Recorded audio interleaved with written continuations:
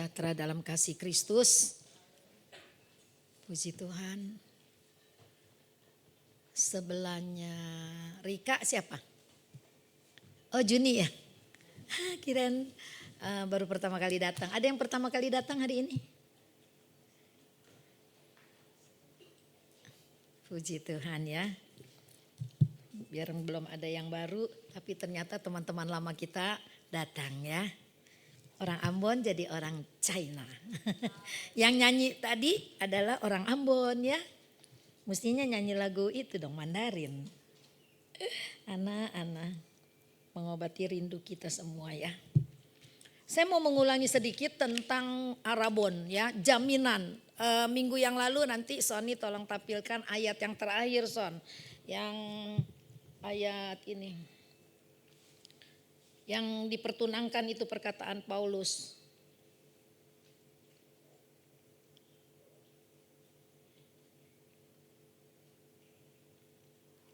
Dua Korintus 11 ayat 2. Minggu yang lalu saya bawa tentang bahwa Roh Kudus itu adalah jaminan. Yuk sama-sama kita berdiri kita baca. Ini ayat yang siapa di atas sendirian? Ya ampun ada yang sendirian di atas. Yuk kita baca sama-sama ya. 1, 2, 3. Sebab aku cemburu kepada kamu dengan cemburu ilahi. Karena aku telah mempertunangkan kamu kepada satu laki-laki untuk membawa kamu sebagai perawan suci kepada Kristus. 3. Tetapi aku takut kalau pikiran kamu disesatkan dari kesetiaan kamu yang sejati kepada Kristus, sama seperti Hawa diperdayakan oleh ular itu dengan kelicikannya. Amin. Silakan duduk. Jadi ketika Tuhan naik ke surga nanti 14 Mei hari Kamis kita akan tidak ada ibadah sekinah ya karena selama 10 malam itu akan ada doa. Jadi seluruh ibadah wadah ditiadakan diganti dengan doa 10 malam. Nah setelah Yesus naik ke surga kan sebelum naik dia berjanji betul enggak? Bahwa kita tidak akan ditinggalkan sebagai yatim piatu tapi dia akan mengirim penolong. Penolongnya siapa? Yaitu Roh Kudus. Nah ketika dia berkata penolongnya Roh Kudus itu ada sebuah jaminan ya kalau dalam bahasa aslinya bahasa Yunani itu jaminan itu dikatakan di dalam 2 Korintus 1 ayat 21 dan 22 saya bacakan begini.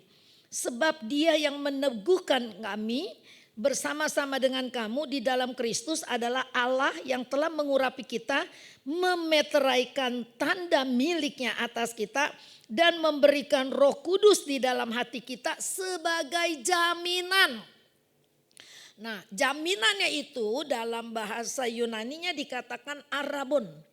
Arabon, jaminan, sebuah perjanjian yang mengikat gitu. Bahwa saya udah kasih DP, ada sebuah perjanjian yang mengikat bahwa kita adalah miliknya Kristus gitu ya. Kan jaminannya ini Roh Kudus. Jadi sebagai jaminan arabon kita adalah milik Kristus gitu. Milik Kristus dalam apa? Kenapa Yesus harus memberi jaminan? Kan kita sudah diselamatkan ketika Yesus mati, betul. Kita sudah diselamatkan ketika Yesus mati di atas kayu salib sehingga kita tidak perlu ke Israel. Kita tidak perlu bawa domba suci yang tidak bercacat celah untuk darahnya dipersembahkan di bait suci. Enggak perlu lagi karena Yesus sudah mengorbankan dirinya sendiri, membawa darahnya sendiri untuk pengampunan dosa kita.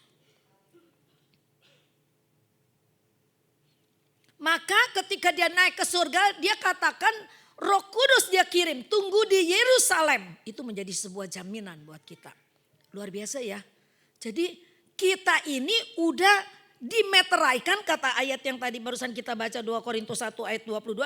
Kita sudah diteguhkan, diurapi, dimeteraikan sebagai jaminan. Roh Kudus dia berikan. Jaminannya apa? Yaitu jaminan hidup kekal. Tadi ayat pembukaan yang kita bersama-sama bahwa kita dijaminkan sebagai perawan suci bagi sebuah pernikahan akbar. Gerejanya kita adalah gerejanya Tuhan, dijaminkan sebagai perawan suci nanti dalam pernikahan akbar itu. Ada sebuah janji, ada sebuah kepemilikan yang sah. Ada sebuah kepemilikan yang sah. Maka kemarin kita belajar sedikit tentang bahwa di dalam pernikahan Yahudi ada 3 tahap yang harus dilalui. Tahap yang pertama adalah pertunangan. Tahap yang kedua adalah masa tunggu. Tahap yang ketiga adalah pesta nikah. Maria dan Yusuf waktu dia hamil itu baru masa pertunangan. Nah, kita ada di masa mana? Kemarin sudah dijawab. Di antara 3 masa ini, tahap ini kita ada di masa tunggu. Sekarang kita ini lagi dalam masa tunggu. Kita udah dimeteraikan, kita udah di-DP-kan, kita udah dijaminkan oleh Roh Kudus. Kita lagi dalam masa tunggu. Maka Rasul Paulus bilang dalam masa tunggu itu aku takut. Coba tampilin ayatnya Son. Aku takut 2 Korintus 1 tadi. 2 Korintus 1. 2 Korintus 11 maaf. Yang kedua. Dikatakan yang aku telah mempertunangkan kamu kepada satu laki-laki yaitu Yesus Kristus untuk membawa kamu sebagai perawan suci kepada Kristus. Lalu yang ketiga. Tetapi ayat 3 Son, bukan 23. Sony. 2 Korintus 11 ayat 3. Lanjutan yang tadi yang barusan kita baca. Nah, tetapi kata Rasul Paulus, aku takut kalau pikiran kamu disesatkan dari kesetiaan kamu yang sejati kepada Kristus. Sama seperti Hawa diperdayakan oleh ular itu dengan kelicikannya. Jadi kata Rasul Paulus dalam masa tunggu, tahap yang kedua itu masa tunggu. Aku takut kalau pikiran kamu disesatkan dari kesetiaan kamu yang sejati kepada Kristus. Bukan perselingkuhan perempuan dan laki-laki, tapi perselingkuhan rohani. Yang pada waktu itu ada banyak ajaran-ajaran sesat. Jadi Paulus memperingatkan supaya dalam masa tunggu kita sebagai calon pengantin Kristus jangan sampai kita dicemarkan, dipengaruhi oleh perselingkuhan rohani yaitu ajaran-ajaran sesat. Kalau Rasul bilang sama seperti Hawa diperdayakan oleh ular itu dengan kelicikannya. Artinya Hawa diperdayakan oleh ular bagaimana? Bermain di mana? Di pikirannya. Banyak orang kita lihat bagus sekali, rohani sekali, tapi ternyata perbuatannya enggak bagus. Udah disesatkan oleh pikirannya oleh ular, si iblis. Ular itu kan iblis. Berita yang sekarang ini kita dengar-dengar ngeri ya. Ngeri banget. Seorang kiai bisa melakukan pelecehan seksual kepada 50 santriwati dan tiap malam 2 orang digilir-gilir. Ini orang kayak apa ya? Saya takut deh gitu. Kok ini memang seks itu dari Tuhan, tapi kan bukan kita dikuasai oleh seks, mikirnya seks melulu, enggak. Seks itu disediakan Tuhan, keindahan. Tuhan ciptakan itu keindahan untuk kita berkembang biak. Melahirkan generasi-generasi ilahi. Tapi ada keindahannya, bukan untuk pelampiasannya. Maka kita perlu pikiran ini dikendalikan oleh Roh Kudus. Kalau tidak ini pikiran liar. Ngeri kalau pikiran ini udah liar. Wow, ada sedikit aja ini liar nih berpikir. Wah, jangan-jangan gini. Asumsinya udah luar biasa. Aduh, serem banget itu. Kalau udah berasumsi kita harus cepet-cepet gini. Tuhan, aduh ampuni saya kok terlalu berasumsi terhadap perkara ini misalnya. Nah ini ketika kita berasumsi terus, nah ini nanti iblis bermain karena apa? Ada celah di situ. Nah nanti kita belajar bagaimana sebelum Yesus disalibkan dia memberikan sebuah nasihat yang indah sekali. Ya, jadi ini review yang minggu lalu. Kita belajar tentang ini, bahwa Roh Kudus itu diberikan sebagai jaminan kalau kita setia dalam masa tunggu, kita adalah pengantinnya Kristus. Amin.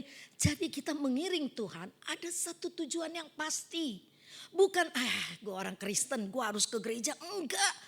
Ada tujuan yang pasti, makanya ketika dikatakan kamu diberi kuasa. Pakai kuasa itu untuk melayani Tuhan. Karena ketika kita diberi kuasa kita diberi tugas. Amin.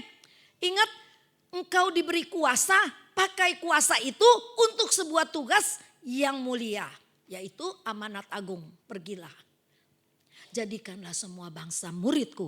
Artinya ada penginjilan, ada pengajaran. Dan kalau mereka percaya, baptislah mereka dalam nama Bapa, Anak dan Roh Kudus. Saya kalau duduk di depan, kalau lagi puji-pujian saya seneng tuh. Liatin satu-satu. Dulu gak bisa ngapa-ngapain, sekarang udah bisa jadi WL gitu ya. Dulu takut. Ya, join baru pertama kali tangannya dingin banget tante, aku takut.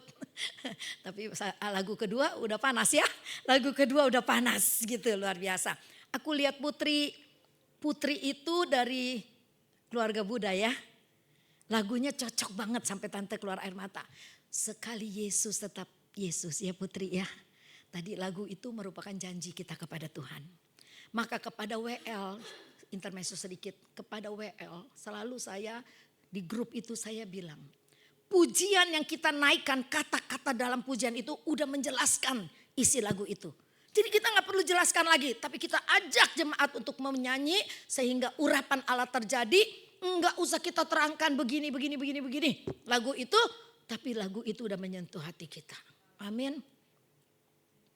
Kalau kita gak banyak puji-pujian ya, gak banyak kata-kata, setengah jam itu ya puas memuji Tuhan. Lagu demi lagu demi lagu. Kan kadang-kadang saya diundang ibadah di mana gitu untuk pelayanan, mereka puji-pujiannya bagus banget gitu ya. Bukan berarti kita jelek, kita bagus di sini. Tapi kadang-kadang ada beberapa yang setiap lagu dikomentarin, akhirnya kita cuma kebagian nyanyi 3 lagu karena komentarnya kelamaan gitu. Apalagi kadang-kadang ada yang lucu begini ya. Bukan di sini, sono. Aduh maaf ya, saya kurang pandai berkata-kata. Dia bilang gitu nih, saya kurang pandai berkata-kata. Tapi dia berkata-kata terus. Dia bilang dia kurang pandai berkata-kata. Tapi dia berkata-kata terus, setiap lagu diuraikan. Aduh saya bilang, kamu tuh kepintaran berkata-kata kali ya. Padahal ngomongnya juga udah gagap. Karena grogi kan ngomongnya gagap. Maka selalu WL saya bilang, gak usah banyak kata-kata, pujian. Karena pujian itu udah menjelaskan. Kayak tadi ya, sekali Yesus tetap Yesus, itu janji kita kepada Tuhan. Pernyataan cinta kita kepada Tuhan. Kan ada kata-kata dalam pujian itu pernyataan cinta kita kepada Tuhan. Nah itu dalam masa tunggu itu.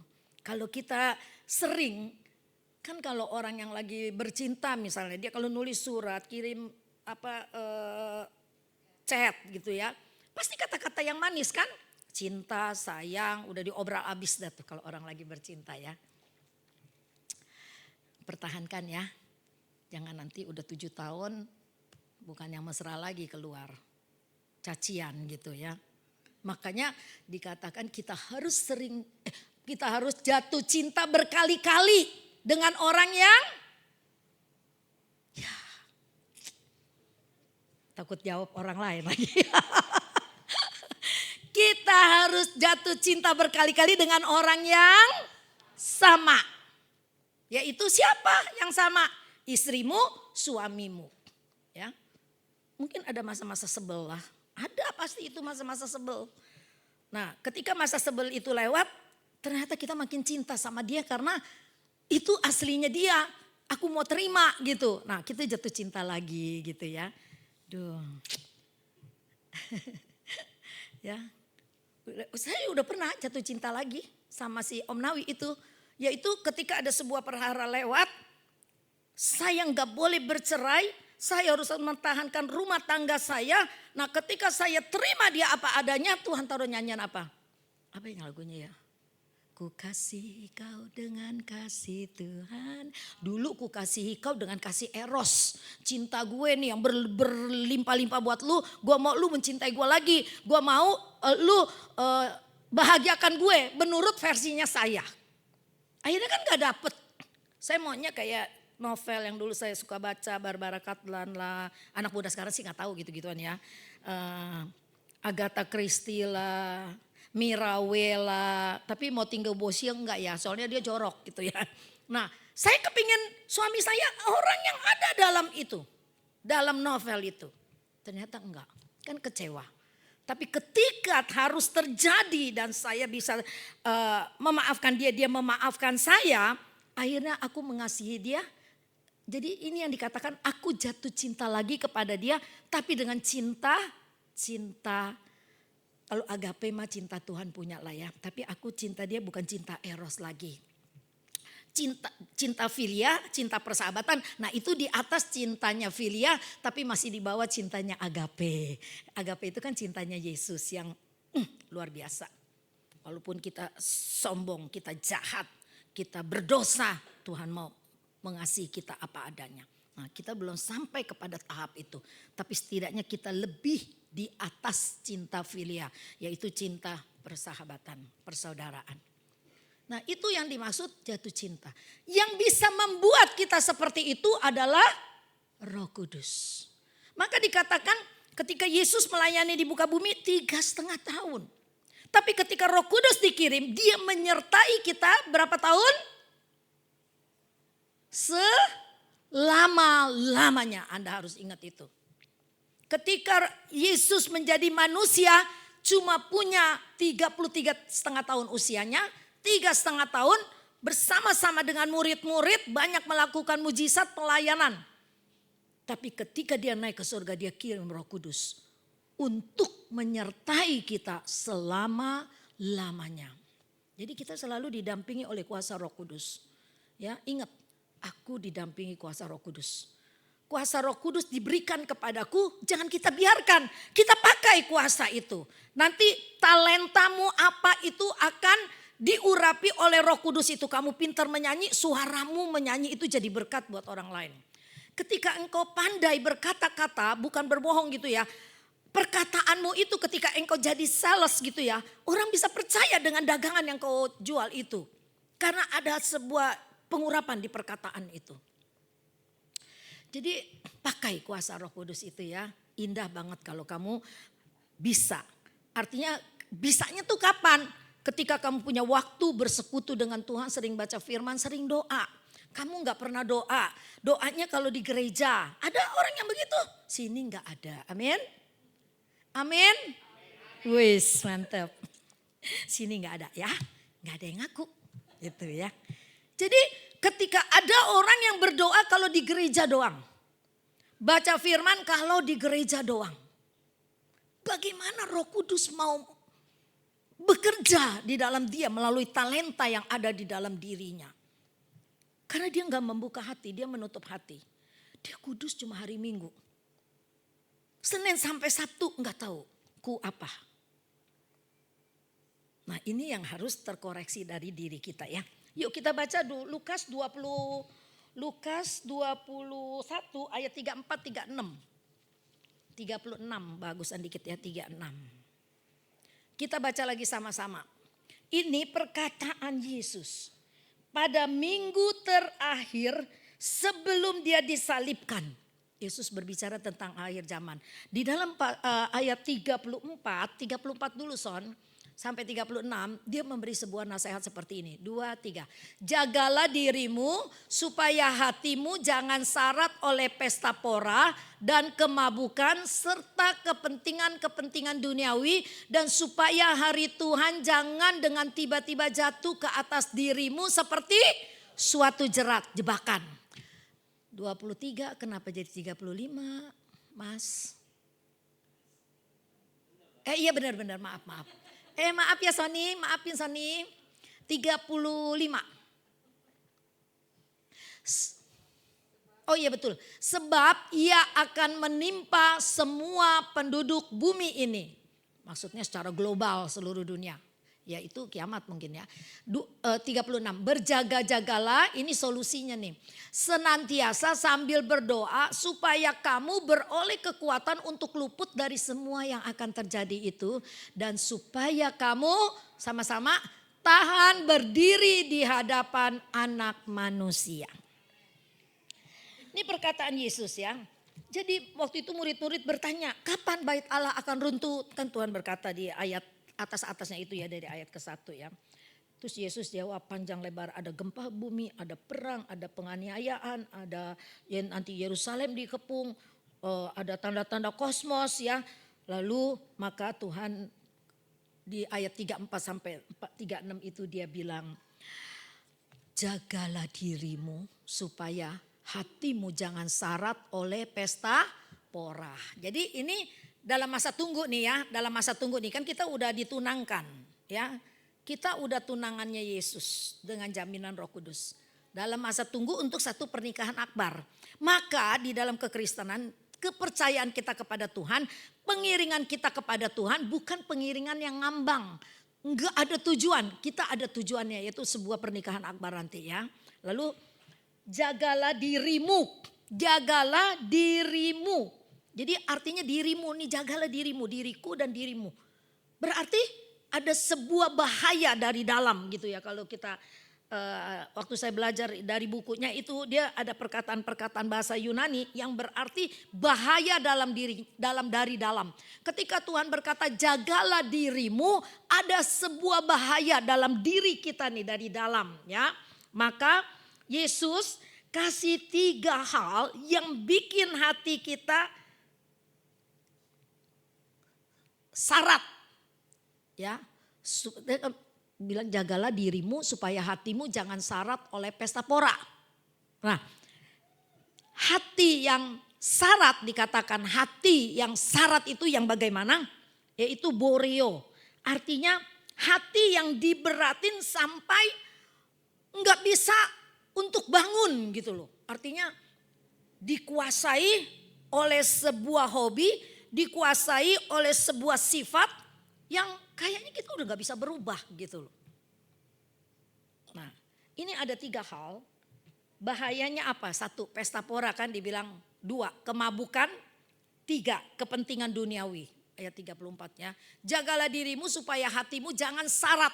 Artinya jangan hatimu dikuasai oleh pesta pora, oleh kemabukan, oleh kepentingan-kepentingan duniawi. Supaya apa? Hari Tuhan jangan dengan tiba-tiba jatuh ke atas dirimu seperti sebuah jerat. Ketika nanti Tuhan datang, kita dalam masa tunggu itu kita tidak hidup setia. Kita tidak penuh dengan Roh Kudus yang sudah dikirim oleh Tuhan menjadi satu jaminan buat kita. Maka kita akan terjebak di situ. Kita akan menjadi 5 anak darah yang bodoh, gak punya persediaan minyak. Nah ini ada beberapa catatan kecil ya. Pesta pora itu artinya kita tuh hidupnya cuma maunya senang-senang aja. Foya-foya, hidup hedon ya. Sosialita yang memamerkan kekayaan. Kan ada orang kalau udah kaya duitnya udah bingung mau diapain. Kita mah bingung karena duitnya kurang. Ini dia bingung duitnya mau diapain gitu loh ya. Sosialita itu kan biasanya begitu kan ya. Nah jadi tidak terkendali. Terus kecanduan, hiburan, kecanduan misalnya kecanduan hidup itu seperti pengkhotbah bilang, Salomo bilang puaskanlah masa mudamu, puaskanlah masa mudamu. Padahal nanti ada keadilan untuk itu. Nah yang Tuhan nasihati yang pertama adalah pesta pora yang seperti itu. Dan kemabukan, mabuk-mabuk minum anggur, narkoba, wine maksudnya ya atau likior gitu ya. Yang lebih tinggi dari wine itu ya. Terus yang narkoba, ada orang yang kecanduan alkohol. Dia udah lepas dari narkoba nih ya 5 tahun di pusat rehabilitasi ya. Dulu kita Sekina beberapa kali ke pusat rehabilitasi narkoba. Udah lama ya Sep ya, nanti kita pergi lagi Sep. Jadi ketika dia udah bisa lepas dari narkoba, dia gak bisa lepas dari alkoholiknya itu. Dia bilang begini, terus kan saya sering besuk. Apa pengaruh dari tato macan di dalam tubuhnya, kata dia gitu. Saya bilang kalau tato macannya hanya sekedar tato, gak diisi dengan ilmu-ilmu hitam itu no problem. Tapi kalau kamu pernah isi dengan ilmu harimau lah, bango putih lah, entah apa-apaan gitu. Nah itu iblis yang disimpan di dalam kamu. Dan padahal itu dia udah kecanduan. Jadi bukan dari tato itu tapi saya tahu dia dari kecanduan itu. Jadi dia bilang gini, dia udah janji nih ya sama saya nih kalau besuk. Gak mau, sekarang orangnya udah meninggal jadi saya ceritain. Tante saya udah mau lepas nih dari alkohol kata dia begitu. Tapi asal udah jam 8 malam itu ubun-ubun saya kayak disedot. Wah, nagih gitu, nagih. Saya tuh baru tahu loh, orang yang kecanduan rokok juga ada yang pernah cerita begitu ya. Jadi mau lepas rokok, ini kepala pusing bukan main. Nagih nikotin itu. Nah, kalau dia ini kayak disedot nih. Nah, terus akhirnya beli alkohol minum, enak tenang. Nah, ini yang dikatakan kemabukan yang tadi dikatakan jangan hatimu syarat oleh pesta pora dan kemabukan, itu artinya jangan sampai hatimu dikuasai oleh hobi yang akhirnya menghancurkan hidupmu. Kepentingan-kepentingan duniawi. Overthinking. Ya, misalnya waduh cicilan, udah deadline, udah waktunya, duitnya nggak ada. Jadi terus mikir yang enggak ya, sampai enggak ada ketenangan, enggak ada waktu buat Tuhan. Jadi nanti akhirnya berasumsi macam-macam gitu ya. Kan ada orang yang kadang-kadang bisa juga sampai kepada fase itu ya gitu ya. Jadi jangan sampai hatimu syarat dikuasai oleh keadaan ini, pesta pora, kemabukan, kepentingan duniawi. Jadi dalam masa tunggu kita untuk untuk menantikan kedatangan Tuhan itu, jagalah hati kita, jagalah hidup kita, jagalah diri kita ya. Jadi kalau kamu marah jangan sampai kemarahanmu itu menguasai diri dan pikiranmu, terus semua orang kamu gak pedulikan. Papa mamamu, istrimu atau suamimu kau tidak pedulikan lagi karena kau lagi dikuasai oleh kemarahan. Nah, ini belum ditaklukkan oleh Roh Kudus. Maka kita harus ditaklukkan oleh Roh Kudus. Saya senang sekali belajar tentang perkataan-perkataan Paulus. Ya, dia sering gunakan kubu pertahanan, jadi kayak orang perang gitu. Terus ada satu perkataan yang selalu saya ingat, dia selalu bilang begini, taklukkanlah dirimu kepada roh. Jadi kita jadi tawanan roh. Jangan jadi tawanan narapidana di penjara. Tapi kita boleh juga ambil perumpamaan. Seorang tawanan yang di penjara, dia akan dikuasai oleh pembina di situ. Dia nggak bisa bergerak bebas. Kalau pembinanya bilang tidur semuanya. Kalau pembinanya bilang cabut rumput semuanya. Kalau pembinanya bilang hari ini semua olahraga semua. Jadi dia ditaklukkan oleh pembina di dalam penjara itu. Nah, Rasul Paulus mengumpamakan diri seperti itu, taklukkanlah dirimu kepada Roh Kudus. Artinya yang menguasai diri kita bukan diri kita lagi, bukan pikiran kita lagi, tapi Roh Kudus. Amin. Wush, mantap. Orang yang dikuasai oleh Roh Kudus,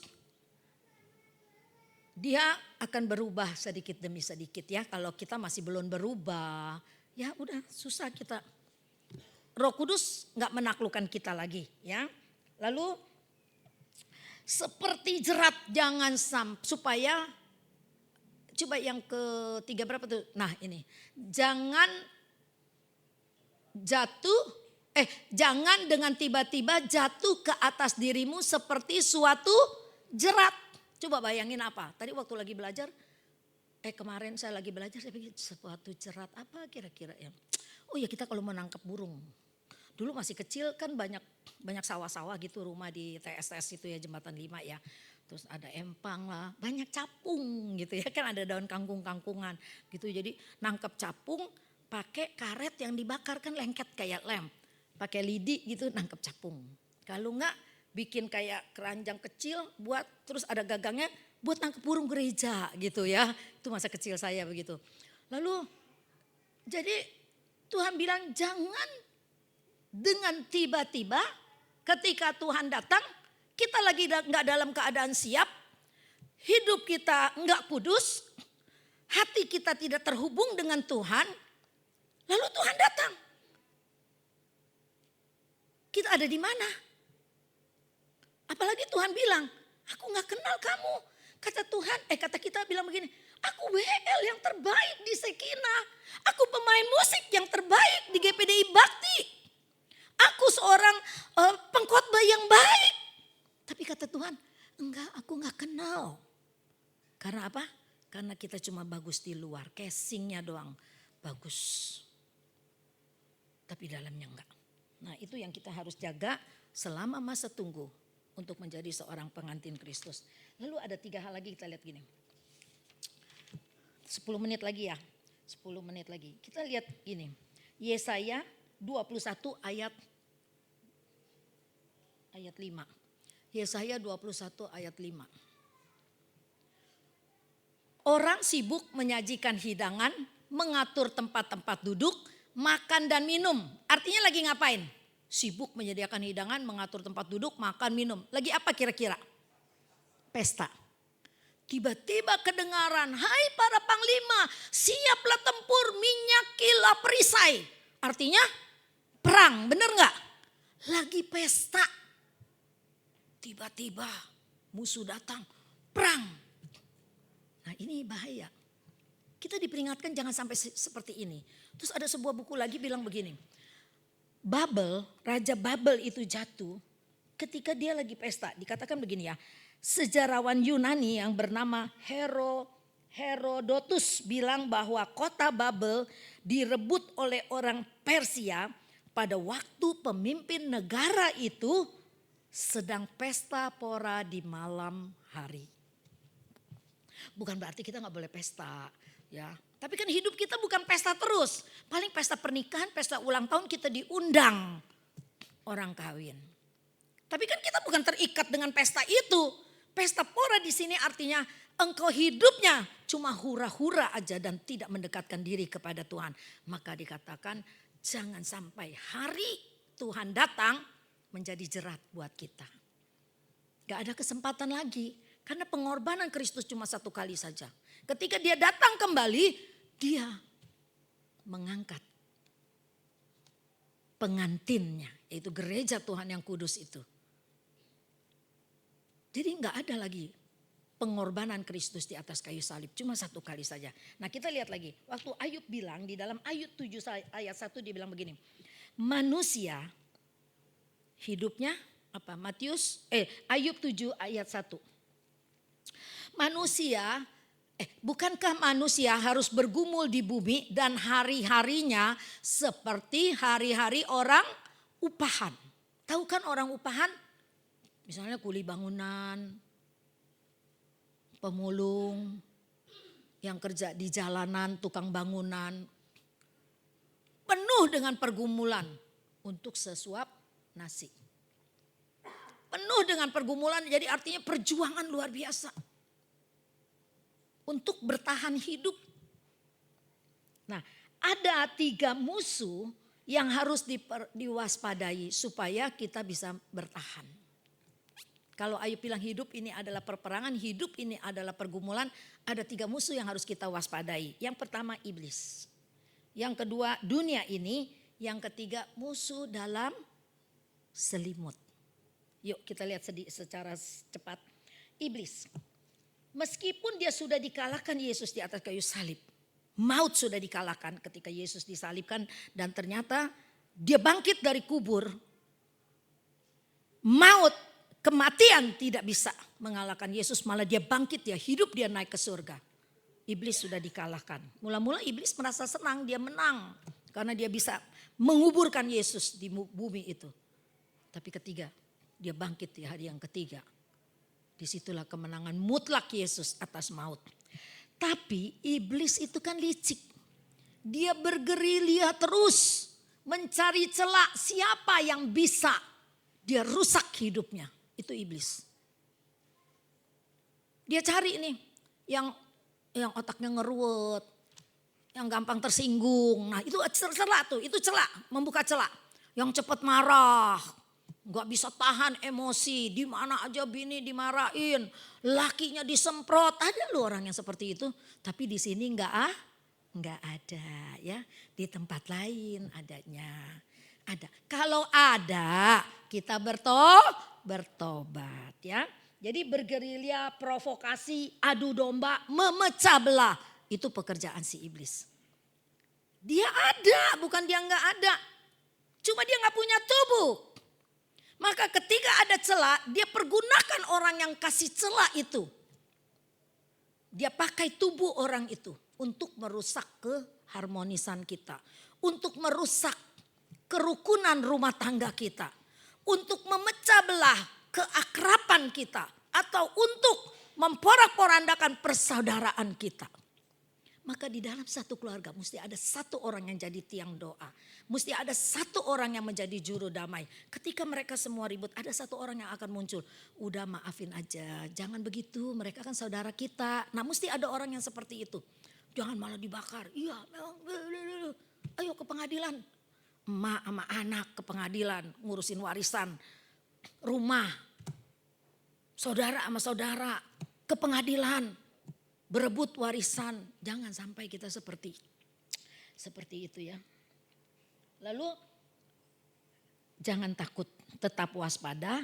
Kalau kita tahu, jangan kasih celah sama iblis. Amin. Berasumsi kita ibu-ibu suka lucu loh ya.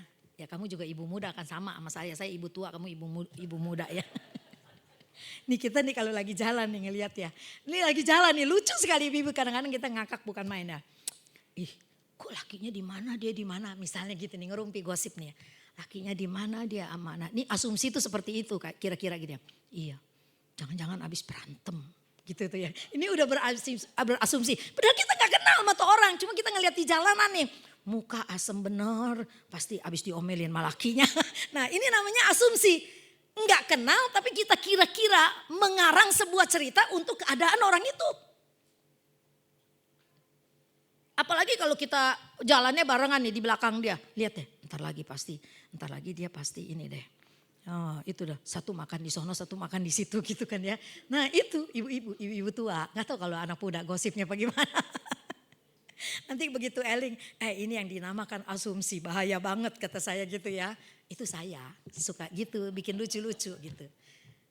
Ya kan iblis bukan hanya memakai orang yang julid, yang sirik, yang iri hati, yang berasumsi, yang enggak. Iblis bukan hanya itu aja loh. Kadang-kadang dia juga pakai orang yang merasa dirinya benar. Udah pernah saya khotbahin. Iblis bisa pakai orang yang merasa dirinya benar, yang merasa dirinya suci. Iblis bisa pakai untuk merusak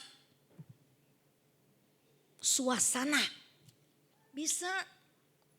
Makanya kita harus hati-hati dan kita harus pakai selalu firman. Kita minta Roh Kudus. Roh Kudus, nih suasana udah kondusif nih. Wah gawat, ntar lagi ada demo nih. Tolong Tuhan, tolong supaya semua hati damai. Supaya semua hati diredahkan gitu. Kita berdoanya seperti itu. Roh Kudus datang. Ada 2 orang udah mulai tenang damai. Di sini juga udah mulai, sono mulai tenang damai ketika orang mulai berdoa. Akhirnya nggak ada demo, iya nggak ada demo, nggak ada kekacauan gitu.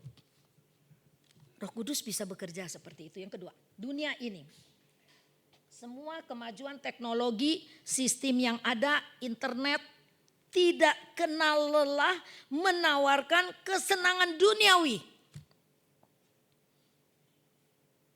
Netflix. Suka nonton Frederick? Kelamaan mikirnya.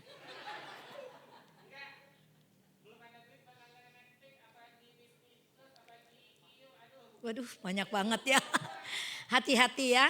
Karena teman saya itu terikat banget dengan cerita bersambung di situ. Saya orangnya senang film yang lucu-lucu. Saya nggak senang. Ntar katanya, nih katanya bagus. Saya coba lihatnya. Aduh, bini digampar, ditendang, emak, mertua sama menantu. Wow, sirem-sireman. Mereka kan minum wine, misalnya pakai wine gitu. Duh, saya pusing deh. Kayaknya udah nggak zaman lagi saya nonton yang gitu-gituan. Saya mau cari yang adem-adem. Kalau yang lawak-lawak saya demen, lucu. Ya, sendiri aja ketawa nggak apa-apa. Asal bukan di jalanan jangan ya. Di jalanan jangan ketawa-ketawa sendiri walaupun itu lucu, tahan. Apalagi kamu ketemu Tante Nila dia lagi ketawa-ketawa. Wah gawat udah mulai gini. Ya hati-hati ya. Nah itu penyusupan halus dari iblis memakai internet. Anak-anak muda, anak-anak kecil. Nah udah mulai disusupin dengan cerita-cerita orang dewasa yang sangat berbahaya. Lalu yang ketiga, musuh dalam selimut. Kira-kira ada yang bisa jawab gak musuh dalam selimut itu siapa? Suamimu tidur pakai selimut, oh itu dia musuh dalam selimut. Istrimu musuh dalam selimut tuh cerewet banget minta ampun. Suami gue tuh musuh dalam selimut tuh pelitnya luar biasa. Misalkan ya. Jadi musuh dalam selimut adalah ini kedagingan kita. Ya, itu musuh dalam selimut kita nggak sadar. Egonya kita itu musuh kita nggak sadar. Kita merasa diri benar, makanya tadi saya bilang hati-hati merasa diri benar, merasa diri paling benar. Aduh, NPD itu orang yang merasa dirinya benar. Walaupun dia salah, dia bisa create cerita bahwa orang itu yang dia udah jolimin itu bersalah. Teman saya bercerai anaknya. Kata saya kenapa gak itu? Kita anak Tuhan gak boleh bercerai begitu. Salahnya apa? Itu dia ngarang cerita melulu. Jadi anak saya selalu dibully sama dia. Katanya. Wah memang bahaya. Setelah dia cerita banyak, oh itu NPD. Ya. Narcissistic personality disorder. Gangguan kejiwaan itu udah mental. Udah kena mental itu. Dia tidak akan pernah mengaku salah. Banyak saya pelajarin itu. Cara mengatasi NPD, diam. Dia tidak bakal, kalau kita nasehatin, wah sampai mulut berbusa pun dia tidak akan terima itu nasehat. Karena dia egonya terlalu tinggi. Nah ini ego itu bahaya sekali loh. Ya, coba deh di rumah kira-kira adik kita kah, kakak kita kah, teman kita kah, ipar kita, mertua kita kayak siapa. Ada pasti yang egonya tinggi dan itu capek banget ngadepin orang yang egonya tinggi. Ya. Musuh dalam selimut juga kemalasan. Malas baca Alkitab, salahinnya iblis. Padahal itu musuh dalam selimut. Nih si iblis ini, gue mau baca Alkitab. Tuh film bagus banget katanya di TV. Dia tunda gak baca Alkitab. Nyalainnya iblis. Makanya iblis pernah protes sama Tuhan. Aku gak mau jadi iblis lagi. Karena apa yang dulu kerjaan gue sekarang udah diambil sama manusia. Dia protes sama Tuhan kira-kira begitu gitu ya. Dia gak mau jadi iblis lagi. Karena manusia-manusia katanya udah perilakunya kayak dia gitu loh. Makanya iblis gitu loh ya. Sini nggak ada, tempat lain adanya ya. Terus ngantuk. Kalau ngantuk Tante Nila juga suka ngantuk. Tapi di rumah baca firman, rajin, doa, rajin gitu ya. Ngantuk. Apalagi kalau terlalu slow motion. Malah kurang tidur semalam. Ya ngelenggut dikit gak dosa lah. Jadi tapi kalau bisa kita seger gitu. Makanya puji-pujian itu penting banget. Untuk menyemangati orang yang hadir. Membawa kehangatan melalui puji-pujian itu ketika masuk dalam firman. Udah gak ngantuk, seger, pikiran udah terbuka. Firman Tuhan masuk dengan enak ke dalam kita. Ayat yang terakhir. Kolose 3 ayat 5. Kita harus matikan kedagingan itu.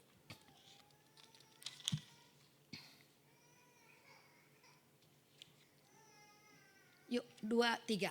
Karena itu matikanlah dalam dirimu segala sesuatu yang duniawi. Yaitu percabulan, kenajisan, hawa nafsu, nafsu jahat.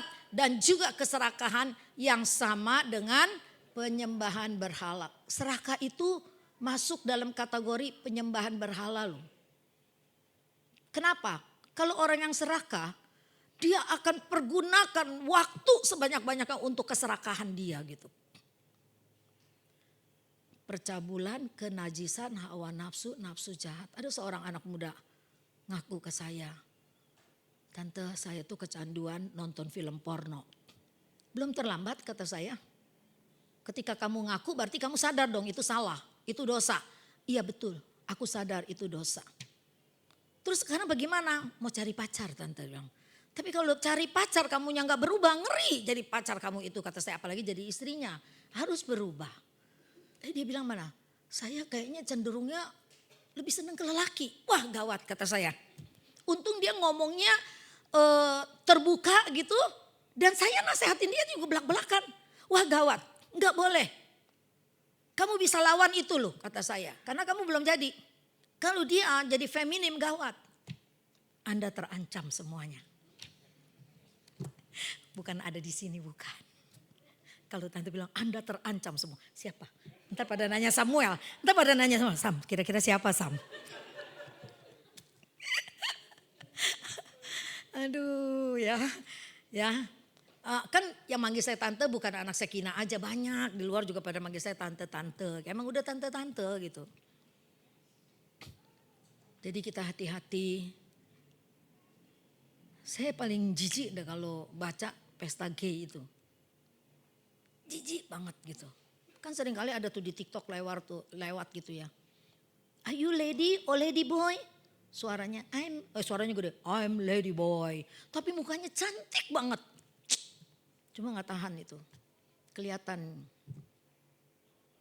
dia laki-laki gitu. Ada yang dia jalan nengok-nengok lihat dari belakang cewek seksi nih. Kita hai gitu. Begitu dia nengok berkumis, berjenggot. Aduh sekarang banyak yang begitu, kita jaga anak kita hati-hati ya. Jangan bangga kalau anak lelakimu senang main boneka. Pakai sepatu hak tinggi. Terus kamu bilang, ih lucu. Jangan, gak boleh. Ketika saya ikutin seminar dokter Andik itu dimulai dari kecil gitu. Kesukaan yang kecil-kecil seperti itu. Yang akhirnya bisa merubah kebiasaan-kebiasaan dan dia kecenderungannya ke sono. Walaupun nanti ada hormon-hormon yang X dan Y itu tidak seimbang gitu. Yang mestinya kromosomnya yang laki-laki dia lebih menonjol di wanita. Yang lelaki kromosom untuk cewek lebih menonjol gitu. Akhirnya ada perubahan gender ya. Biar bagaimana kita gak boleh seperti itu ya. Ayo mari kita berdiri, kita akan akhiri ibadah kita.